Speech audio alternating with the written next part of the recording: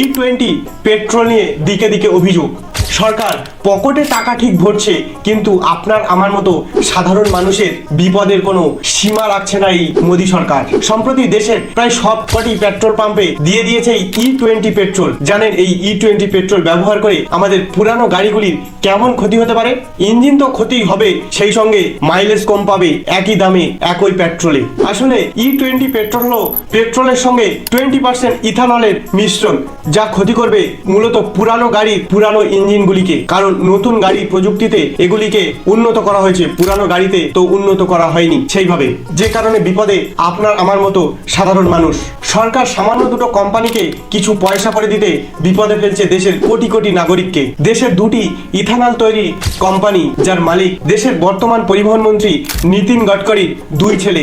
যে কোম্পানির বছরে টার্ন ওভার ছিল মাত্র 15 কোটি, সেই কোম্পানি এখন বছরে টার্ন ওভার করছে এই ইথানল প্রস্তুত করে প্রায় 5,000 কোটি টাকা। তাহলে বুঝতে পারছেন তো সরকার থেমে যাচ্ছে ঠিক কোন জায়গায় গিয়ে।